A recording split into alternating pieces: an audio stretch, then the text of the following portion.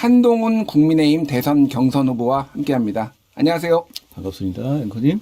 예, 한동훈 대표님은 제가 또 뭐 다른 방송사에서도 예. 오가면서 이렇게 예, 예. 여러 번 인사도 드리고 그래서 여러 번 좀 반가운 마음이 오늘 여기서 스튜디오로 또 모셔서 반가운 마음인데 오늘 일단 어제 프란치스코 교황 선종 소식부터 좀 여쭤봐야 될 것 같아요. 후보님도 천주교 가톨릭하고 인연이 좀 깊다라고 제가 얘기를 들었습니다. 예, 어제 뭐 교황님 선정하신 거에 대해서 저도 메시지를 냈는데 애도하고 그분이 또 굉장히 현대적인 메시지를 많이 내신 분이잖아요. 예. 뭐 화합이라든가 도대체 세상이 어떻게 가야 되는지에서 해안을 보여주신 분이어서 참 안타깝게 생각하고 애도합니다.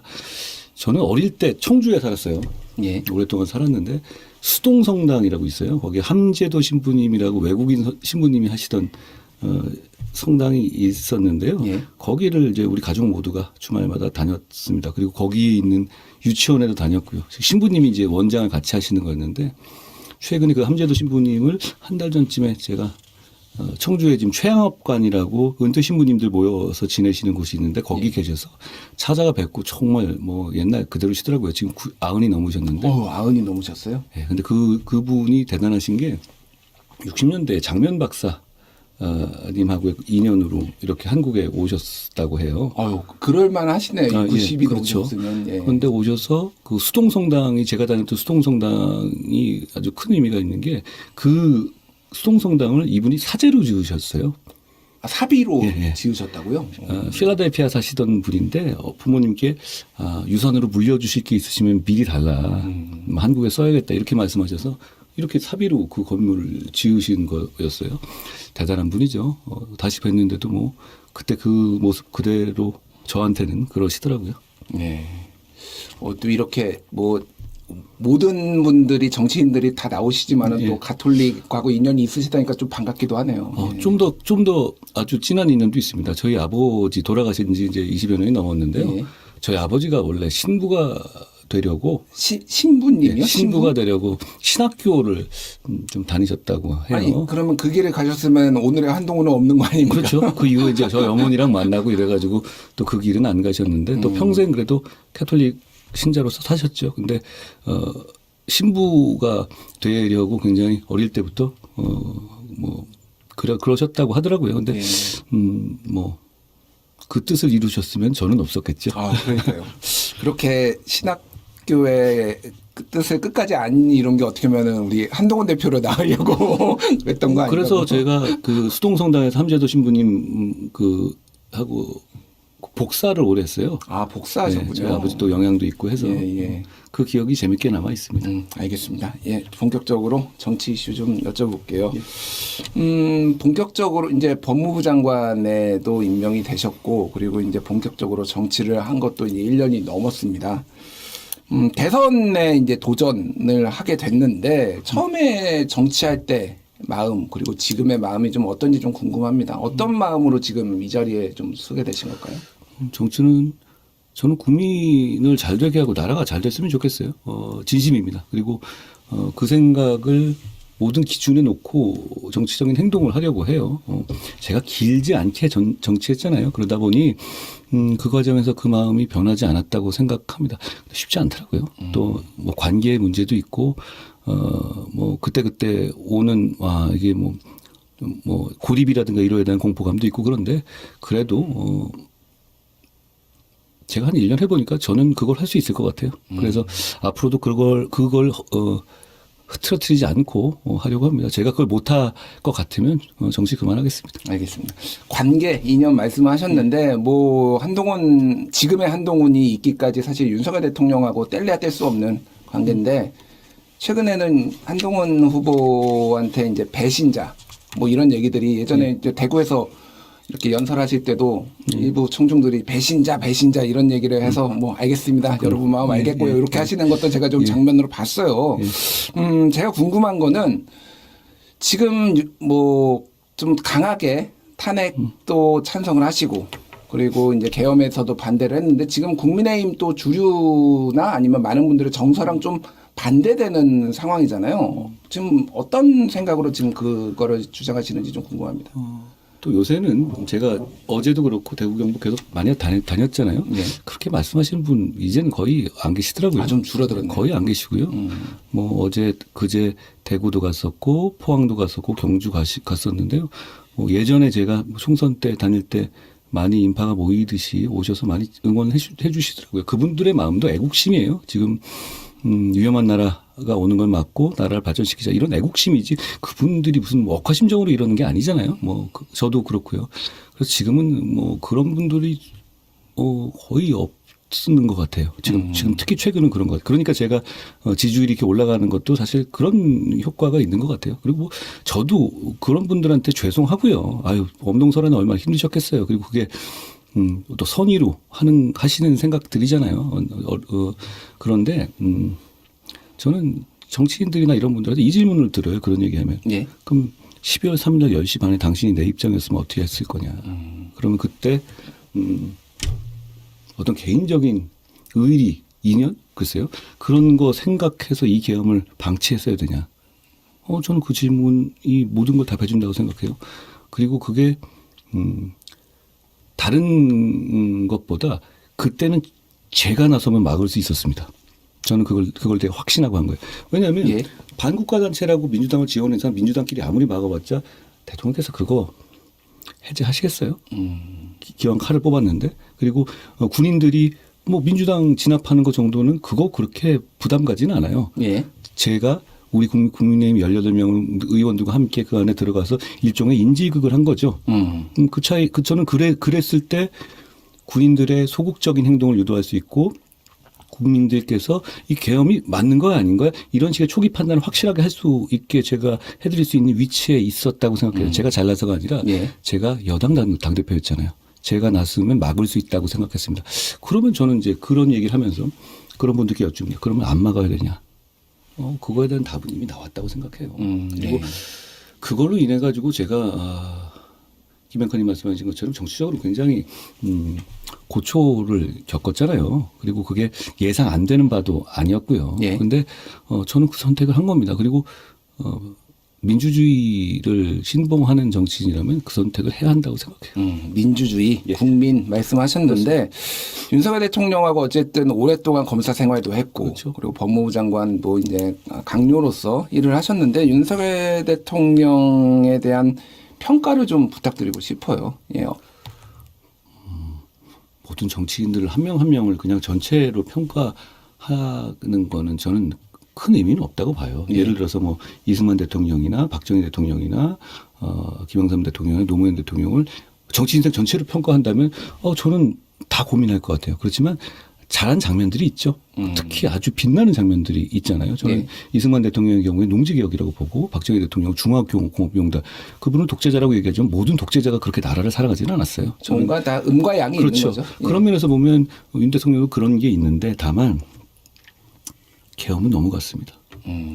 그것은 옹호받을 수가 없고 계엄은 아니다라는 좀 확고하시네요. 그런 부분은. 예. 저는 민주주의라니까요. 예, 그건 너무 당연한 이야기고 제가 어디 가서 그런 얘기를 했거든요. 아니 계엄은 우리 아버지가 해도 난 막는다. 그건 그래야 하는 거고요. 그리고 그런 입장이 아니면 그러니까 저는 그렇게 생각해요. 어제 토론에서도 나왔는데 예. 이런 분들이 있어요. 계엄은 잘한 거다. 이철우 후보님 계엄은 정당한 거다라고 말씀하셨어요.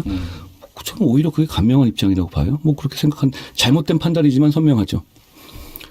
그리고 계엄은 잘못된 거지만 약간 이걸 애매하게 얘기하면서 다만 이건 해프닝이나 홧김의 서방질 같은 것이니 대통령직을 탄핵으로 끌어내릴 정도의 과오까지는 아니다.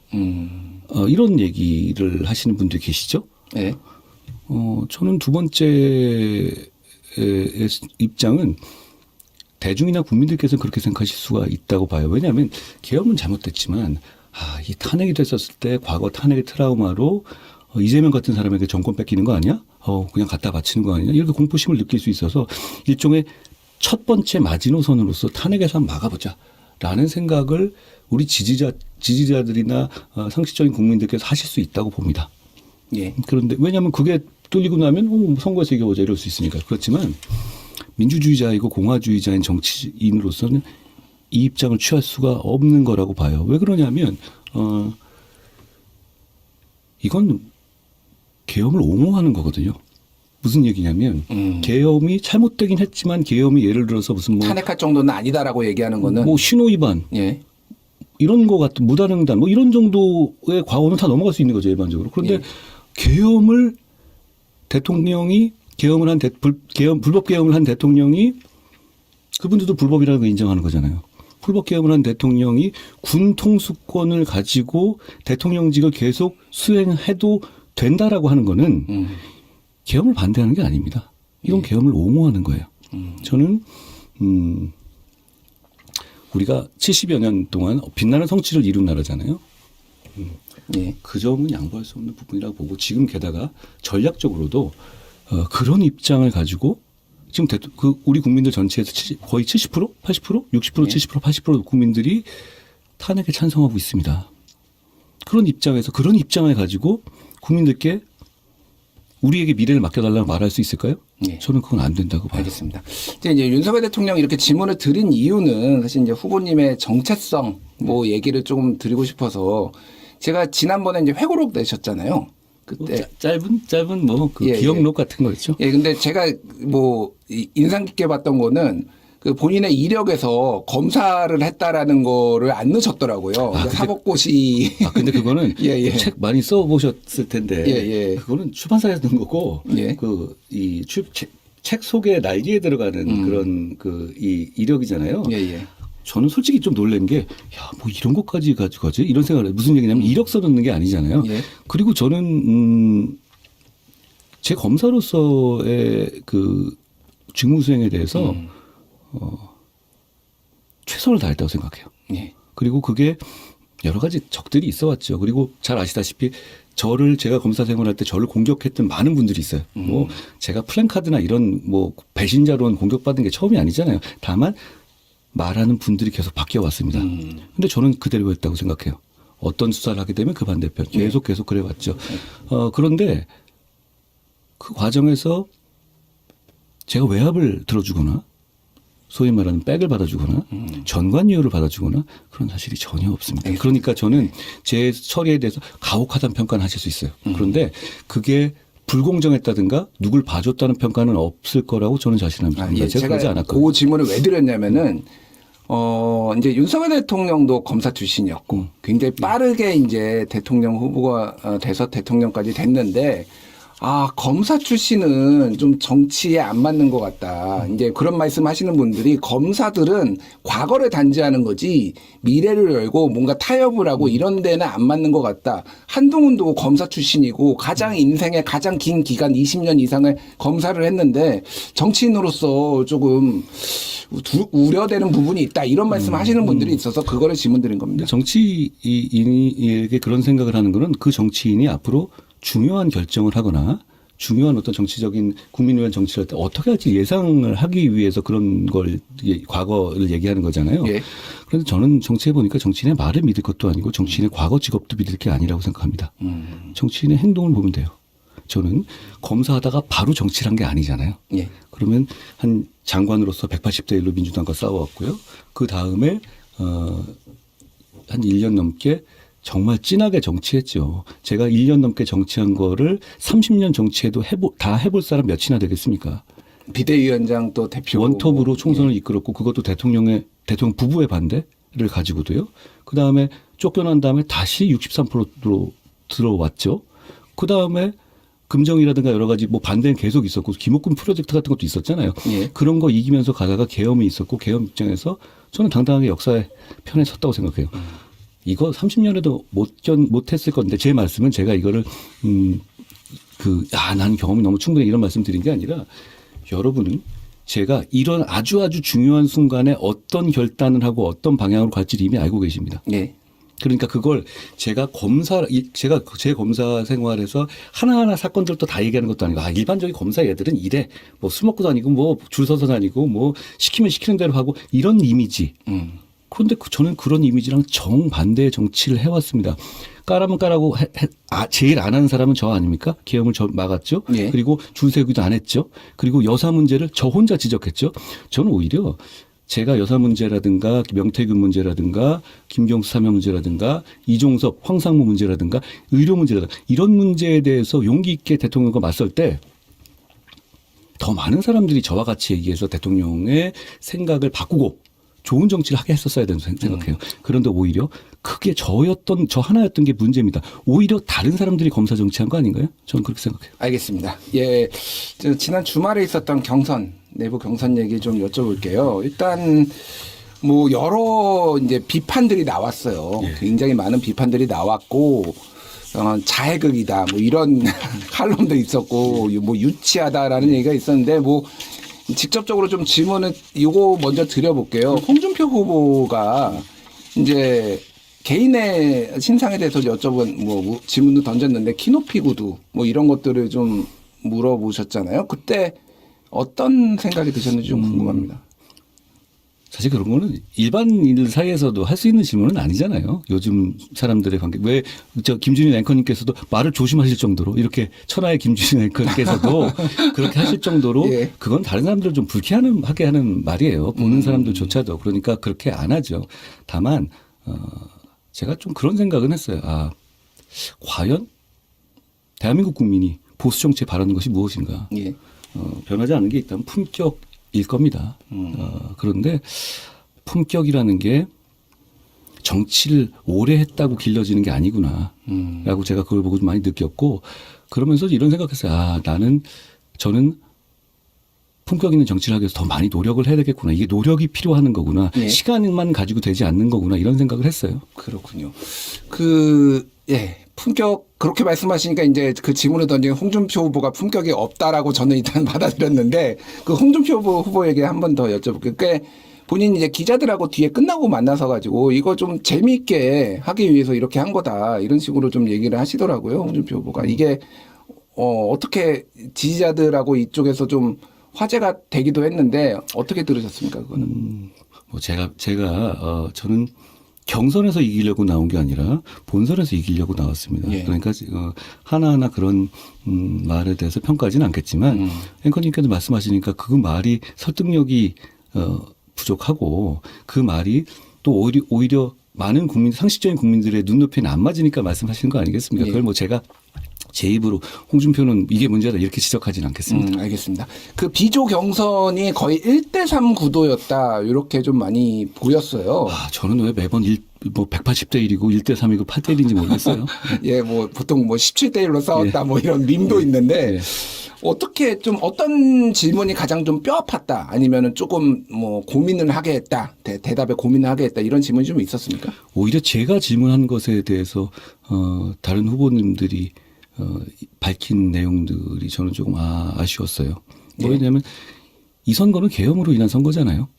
그리고 이 계엄이 과거에 이제 박 전 대통령님의 탄핵이라는 것이 어떤 측근의 비위로 비롯된 것이지 그것 자체가 헌법 가치로 직접 연결되는 건 아니에요. 예. 그렇죠? 근데 이건 계엄이라는 게 뭐죠? 군을 동원해서 일반 국민의 자유와 인권을 초법적으로 제한하는 거잖아요. 그러면 이 계엄이라는 거는 과연 이 대한민국 사회가 어떤 사회인지에 대한 질문이에요. 이걸 우리가 피해갈 수가 없습니다. 우리가 지점을 말해주는 건데. 근데 제가 그렇게 물었죠. 계엄에 대해서 첫 번째, 이철 후보님께는 그 쓰신 말씀이 정당한 행동이다라고. 이거 정당하다고 생각하시냐. 40대 0, 8대 0의 보수 재판권까지 포함된 결론이 나왔는데도 불구하고 예. 뭐 그렇게 답하시더라고요. 결국은 좀 짜증내시긴 하셨지만요. 홍 후보한테는 제가 이렇게 역시 계엄에서 어떻게 생각하시냐. 그럼 계엄은 반대하면서 탄핵을 반대한다는 거는 이건 계엄을 뭐 경미한 과오로 본다는 거냐라고 했더니 뭐 홍 후보님 특유의 이제 말 돌리시면서 뭐 하야가 필요하다. 아니 근데 대통령께서는 하야를 거부하지 않았냐. 예. 제가 그렇게 얘기했더니 그다음에 말을 잘 못 이으시더라고요. 그다음에 마지막에 이제 저한테 그런 좀 이상한 질문을 하시는 과정에서 제가 하나 반문을 한 게 있어요. 그리고 저를 공격하는 과정에서 뭐 배신자론을 얘기하면서 이제 저를 곤란하게 하기 위해서 한 질문이셨을 텐데 제가 이렇게 물었습니다. 홍 후보님이 12월 3일 10시 반에 국민의힘 당대표 제 입장이었으면 계엄을 막았을 거냐 아니면 대통령 편 들었을 거냐. 그런데 답을 못 하시더라고요. 예. 자기는 대구시장인데. 뭐 지금 대구시장도 아니잖아요. 그리고 대구시장 계실 때 오히려 중앙정치의 모든 이슈에다가 참여를 하시지 않았습니까? 예. 저는 그런 입장을 보고 이게 과연 이런 입장을 가지고 본선에서 싸울 수 있겠느냐. 왜냐하면 제 질문은 굉장히 수위가 낮은 질문이었습니다. 그렇지 않습니까? 제 질문은 제가 사실 훨씬 더 제 스타일대로 하면 훨씬 더 찌를 수 있잖아요. 그러니까 제가 좀 중간에 끼어들어 죄송한데 제가 이번에 경선을 보면서 제일 궁금했던 게 지난번 당대표 선거 때 한동훈 스타일이 아닌데 약간 그런 걸 느껴서 굉장히 좀 절제하는 느낌이 살짝 들더라고요. 조금 맞머리를 드리면은 예. 뭐 그런 거 보면 말을 못했다는 거. 예. 저는 그런 본선에서 안 된다는 거. 그리고 나경원 후보께는 나경원 후보는 계속 윤심을 가지고 이어오셨잖아요. 예. 거제도 선거에서도 뭐 이기면 윤 대통령이 돌아온다 뭐 이렇게 하면 물론 대패를 했죠. 그런데 그래서 윤신당 관련한 질문을 드렸더니 이 얘기를 왜 하냐 이러시더라고요. 전 좀 당황스러웠어요. 김준일 앵커님 말씀하신 것도 제가 부족한 게 많아요. 아무래도 그런 게 있잖아요. 예. 저는 제 생각이라든가 이런 거는 정치인의 생각은 선명해야 된다고 봐요. 왜냐하면 정치인이 자기 좋자고 하는 게 아니라 일종의 국민의 입장을 투영받고 국민한테 선택받고 국민을 대리해 주는 거잖아요. 예. 그런데 국민들이 보기에 제가 어떤 입장인지 뭐 이렇게 왔다 갔다 하면 그거는 저는 그런 큰 정치인 아니라고 생각하거든요. 저는 큰 정치인일지 모르지만 그렇게 되고 싶어요. 그런데 또 이렇게 입장이나 이런 걸 선명하게 가다 보면 그 선명한 입장이라든가 선명한 정치가 또 이 관계의 문제가 있잖아요. 뭐 얘는 어떻더라 뭐 이런 얘기들이 있잖아요. 뭐 전화도 안 받아. 제가 뭐 이렇게 전화를 안 받겠어요. 그런 얘기들이 있잖아요. 그런데 이 선명한 입장이 이렇게 돌아서 또 관계라든가 정치의 문제에서는 이 칼날처럼 되돌아오더라고요. 그래서 저는 뭐 제가 그게 아파서 너무너무 싫다 이런 거보다는 정치를 좀 결론을 내고 많이 사람들과 같이 공감을 가지려면 저도 조금 많이 겸손해지고 그리고 그냥 뭐 이건 이분들하고 관계에서도 보이기에도 막 배려하는 모습을 보여야 됐다 이 생각을 해요. 저는 개인적인 관계에서는 사실 좀 되게 친절하려고 노력하는 편입니다. 그러니까 단적으로 얘기하면 저는 짜장면 시켰는데 짬뽕 나오면 그냥 먹거든요. 알겠습니다. 근데 이런 과정에서 좀 제가 좀 덜 싸우려고 노력하는 건 분명히 있어요. 알겠습니다. 자, 이게 이제 오늘 오전에 사전 녹화를 하고 있고 요 방송이 나갈 시간이면 지금 한 30분 후에 결과가 나오거든요. 지금 4인 경선 그러니까 이제 최종 이제 4인이 뽑히는 건데 최종 4인에 들어갈 거라고 생각을 하시는 거죠? 뭐 앵커님도 그렇게 생각하시잖아요. 그렇게 아무래도 여러 여론조사가 그렇게 나오니까 4인에 들어가면은 어떤 전략을 좀 펼칠지 어떤 걸 중점적으로 좀 토론을 할지 좀 궁금합니다. 지난번 토론이 국민들이 보시기에 좀 미흡했던 것이 조금 이렇게 예능기가 있는 것들이 좀 들어가 있었잖아요. 그런데 그게 좀 많이 들어갔는데 저는 좀 진중한 모습을 국민들께 보여드려야 한다고 생각해요. 계엄을 했잖아요. 그러면 제가 혹시 그 마지막 멘트 서로 하는 걸 보셨을 텐데요. 제가 유일하게 사과를 마지막 멘트 시간을 써서 했더라고요. 저는 지금 그게 필요하고 그런 진중함과 반성이 필요하다고 생각해요. 그러니까 그런 면에서 보면 조금 더 진중하게 과연 우리가 지금 이 문제에 대해서 특히 계엄이라든가 계엄을 극복한 이후 계엄을 어떻게 극복할 것인가의 문제에 대해서 진중하게 토론해야 된다고 생각하거든요. 무슨 얘기냐면 지금 우리가 이길 수 있는 방법은 시대 정신에 맞추는 것밖에 없어요. 우리 계엄을 한 정당이잖아요. 결국은 윤석열 대통령과 이재명 대표를 함께 극복해야 한다는 얘기를 해야 됩니다. 그러면 윤석열 대통령의 계엄과 이 탄핵 과정을 제대로 극복하겠다는 결기를 보여드려야 해요. 그럴 시간적 여유가 좀 없었고 다른 분들의 입장이 그게 너무 아닌 것 같아서 오신 분들하고 또 이제 좀 멤버들이 달라질 테니까 진지하고 건설적인 토론을 해보자 합니다. 그래 당에서도 그래서 뭐 주먹이 온다 이런 예능적 요소는 4강에서는 지금 빼겠다 이런 언론 보도도 나왔는데 좀 이상해요. 그럴 때 아닙니다, 우리 지금. 알겠습니다. 자 이제 한 후보의 비전에 대해서 좀 여쭤보겠습니다. 이번 대선 출마 슬로건으로 시대를 바꾸는 대통령 우리가 이깁니다 이런 걸 내셨고. 핵심적으로 정치, 세대, 시대 교체 이런 것들을 지금 언급을 하셨습니다. 제가 좀 눈여겨봤고 인상적으로 봤던 거는 서태지를 2번을 언급을 하셨더라고요. 이게 어떤 이제 이 시대 교체 뭐 아니면 정치 교체 이거랑 서태지랑 또 어떤 관련이 있는지 좀 궁금합니다. 앵커님도 뭐 그 서태지를 봤던 세대이실 것 같아요. 예, 그렇죠? 한동훈 후보님하고 비슷한 뭐 나이 근데 뭐 때입니다. 예, 제가 예. 엄청나게 서태지 씨의 광적인 팬이었다기보다는 그때 즈음에 전 그런 걸 느꼈어요. 뭐 처음 서태지 씨가 데뷔한 게 MBC의 200천 그 방송 가요 평론가가 하시던 그게 혹평하는 프로그램이었어요. 근데 서태지 씨가 전영록 씨도 맞아요. 심사위원으로 근데 뭐 나오고. 이게 음악이냐 뭐 이러면서 엄청나게 혹평을 했던 기억이 나요. 요즘 같은 경우는 방송 못할 정도로 세게 때리더라고요. 근데 저는 괜찮았거든요.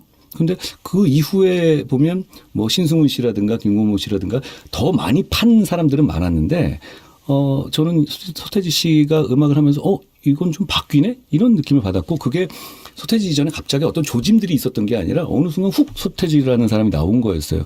저는 정치적인 혁신이라든가 이런 것이 갑자기 그렇게 계단식으로 나온다고 생각해요. 그리고 그 역할을 제가 하고 싶다는 어떤 비유를 든 겁니다. 서태지 씨 죄송합니다. 더 이상 얘기 안 할게요. 예. 알겠습니다. 그러니까 한동훈이 당선이 되면은 그러면 정치 교체, 세대 교체가 되는 거라고 말씀하시는 건가요, 그러면? 지금 캠프에서 여러 가지 사진을 돌아가거나 저희 캠프 한번 와 보시면 굉장히 젊은 분들이 많습니다. 그리고 저는 물리학적인 나이를 말씀드리는 게 아닙니다. 연세가 많으셔도 젊을 수 있고 연세가 많으셔도 미래지향적일 수가 있어요. 그렇지만 지금은 시대를 교체해야 되고 그 시대를 교체하는 자연스러운 흐름으로 세대 교체와 정치 교체가 필요하다고 생각해요. 저는 그 얘기를 사실 당대표 비상대책위원장부터 계속 해왔는데 그 과정에서 계속 기득권의 저항을 많이 받았죠. 우리 당에서 그러기 쉽지 않더라고요. 그렇지만 그래도 뭐 쫓겨나도 꾸역꾸역 돌아오잖아요. 예. 그만큼 제 뜻이 명분을 갖고 있다고도 생각해요. 그리고 제 주변에 보면 어떻게 보면 의원들 보면 어쩌다 보니까 저희가 제일 많더라고요. 20분 이상. 예. 그리고 정치를 너무 잘하시지만 제 주변에 있어서 뭐 얻을 게 없었잖아요. 공격받고 오히려 위험해졌잖아요. 예. 뭐 그런데 그럼에도 불구하고 이렇게 남아 있다는 거는 그런 대의에 공감하는 생각이 강하다는 뜻이기도 할 것 같아요. 예. 저는 그런 면에서 결국은 시대 교체를 하지 못하면 시대 교체가 목표이기도 하지만 시대 교체라는 슬로건을 제대로 설명하지 못하면 이재명 대표를 이길 수가 없습니다. 알겠습니다. 시간이 뭐 후보님하고 얘기하다 보니까 시간이 훌쩍 가가지고 많지가 않아서 조금 이제 압축적으로 제가 질문을 드려야 될 것 같아요. 이제 여러 가지 이제 시대 과제, 뭐 개혁 과제 있는데 뭐 이렇게 비상계엄 여파도 극복을 해야 되고 그런데 많은 국민들이 또 얘기를 하는 게 검찰 개혁 얘기거든요. 이 윤석열 정부에서 보였던 검찰의 모습이 굉장히 실망스럽다. 예. 권력을 가진 사람한테는 제대로 수사를 안 하고 그리고 이제 뭐 야당만 수사를 한다든지 아니면 뭐 다른 데만 수사를 한다든지 여러 뭐 비판들이 나왔습니다. 그래서 뭐 민주당 쪽에서는 아예 이제 기소청으로 만들겠다 뭐 이런 얘기까지 좀 나오고 있는데 검찰 출신이다 보니까 한동훈 후보의 검찰 개혁에 대해서 잘 좀 의구심을 가지시는 분들도 상당히 있어요. 어떤 식으로 좀 청사진을 그리고 계신지 궁금합니다. 저는 민주당이 참 코미디 같은 얘기를 한다는 생각이 들어요. 코미디 같다 민주당이. 왜냐하면 검수완박 누가 만들었습니까? 자기들이 했죠. 예. 그리고 그 문제를 민주당이 자기들 권한을 세우고 자기들을 안전하게 위해서 정치하는 것은 사실 정치로서 할 수 있는 얘기인데 민주당의 큰 문제는 그 과정에서 시스템을 망가뜨린다는 거예요. 자, 권력형 수사만 보지 마시고 지금 민주당이 해온 검수완박 때문에 많은 국민들의 사건이 계속 늘어지고 있어요. 치명적인 피해를 입고 있습니다. 장애인들이라든가 여성 문제들이라든가 이런 약자들의 고발인 이의 신청권조차도 아무 이유 없이 날려버렸잖아요. 예. 그리고 마약 수사도 원래대로 못하게 해놨고요. 이런 부분이 개혁입니까? 이거는 진짜 뭐 자기들이 피해가를 하려면 차라리 탈옥을 하지 이렇게 시스템을 무너뜨리면 안 돼요. 제가 법무장관으로서 검수 원복 시행령으로 이런 부분 상당 부분 좀 돌려놓긴 했습니다만 아직 부족합니다. 또 하나는 공수처 만들었지 않습니까? 민주당은 공수처에 만족합니까? 이 공수처가 제대로 어느 정도 공정성을 가지고 실력 있는 집단이었다면 지금 우리가 몇 달 동안 겪었던 혼란의 반 이상은 없어지지 않았겠어요? 반성해야 되지 않겠습니까? 그러면서 늘 얘기하듯이 뭐 뭘 나눈다 얘기하는데 그건 검찰 제도가 잘못된 부분 계속 고쳐나가면 되는 문제예요. 예. 그런데 제가 검사할 때 제가 센 사람 봐줬다는 얘기 들어본 적 없습니다. 결국은 그거는 검사 개인의 문제이기도 하지만 예. 시스템 자체에서 정치권이 검찰 제도를 너무 흔들면 안 돼요. 근데 저도 참 지나고 보니까 이게 사람이 간사한 게요. 제가 정치했잖아요. 예. 저도 그래 특별히 검찰 편을 들 생각은 전혀 없어지더라고요. 저도 뭐 압수수색을 몇 번을 당하고 뭐 그렇게 겪었잖아요. 그러니까 정치인들이 왜 검찰을 거꾸로 하는지는 알겠어요. 다 피해의식을 갖고 그러는데 다만 개혁을 한다면 방향은 절대로 정치인 중심이 아니라 지금 어려워진 민생 사건, 어려워진 우리 국민들의 권리 구제를 제대로 더 증진하는 방향으로 가야 합니다. 그런 방향의 검찰개혁, 경찰개혁이라면 저는 앞장설 겁니다. 알겠습니다. 예, 시간이 다 돼서 마지막으로 모든 후보께 드렸던 공통질문 드리겠습니다. 한동훈에게 대한민국이란 무엇인가? 그리고 한동훈에게 리더란 무엇인가? 제 책의 제목을 국민이 먼저입니다라고 지었어요. 12월 3일 10시 반에 저는 어떻게 보면 좀 어줍지 않은 말일지는 모르지만 역사적인 질문을 받은 면이 있었어요. 아까 제가 말씀드린 게 뭐냐면 그냥 여러 정치인 중에 하나라 저는 그때 이건 내가 당대표고 그러니까 내가 여기서 진짜로 제대로 잘하면 막을 수 있겠다. 그리고 유혈 사태를 막을 수 있고 다음날 주식시장이 열리는 걸 할 수 있겠다. 저는 이 생각만 했어요. 또 겁도 나기도 했어요. 그리고 그 겁나는 게 두 가지였는 게 진짜로 이건 내가 뭐 어떻게 될 수도 있겠는데 이런 것도 있는데 그것보다도 이걸 내가 막았을 때 제가 우리 당에 오래 있어 봤잖아요. 그다음에 제가 겪게 될 일들이 파노라마로 쉽게 펼쳐지더라고요. 배신자론까지 포함해서. 그런데 결국 저는 그 선택을 한 게 딱 그 책 제목 같은 생각이었어요. 대한민국에서 정치하는 사람이고 제가 대한민국 자체가 제 목표입니다. 그러니까 거기만 보고 정치해야 된다. 이렇게 제 인생을 걸기로 했습니다. 저는 지금까지는 그래왔는데요. 앞으로도 그럴 겁니다. 쉽지는 않네요. 그리고 하나 더 말씀드리자면 제가 이제 뭐 제가 검사 생활을 하고 이런 거 아시니까 권력하고 굉장히 자주 맞서봤어요. 물론 쉽지는 않았어요. 그때마다 저도 인생을 걸었는데 그러다가 이제 어떻게 보면 지금 상황에서는 지지자들의 생각과 좀 다른 맞서는 상황이 됐잖아요. 단기적으로는. 지금 많이 풀려고 지방감은 달라졌지만. 근데 이제 제가 이게 좀 더 어려울 것 같다는 생각을 했는데, 진짜 해보니까 이제 1000배 더 힘들더라고요. 굉장히 고립되고, 굉장히 외톨이가 되고, 그리고, 자기 판단에 자꾸 의심이 들어요. 이거 맞는 거야. 다들 이러는데 내 주변에 있는 사람도 떠나가고 모든 사람이 이게 맞다고 하는데 예를 들어서 모든 사람이 집회에 나가서 전광훈 전환길 집회에 내가 잘 아는 사람도 저렇게 나가는 이거 내가 뭔가 나만 잘못 알고 있는 거 아니야? 이런 생각까지도 고립돼 있으니까 들더라고요. 그런데 그만큼 정치인이 지지자들이 조금 잘못 판단하거나 그럴 때 다른 생각하는 게 어려운 것 같은데 어떻게 보면 그게 또 정말 필요한 때가 있다고 생각해요. 저는 그게 빨리 온 거고. 근데 대부분 저는 지지자들이나 대중들이 제 판단보다는 우월하다고 생각해서 대부분 제 생각하고 대중의 생각이 다르면 여기 맞추는 편이에요.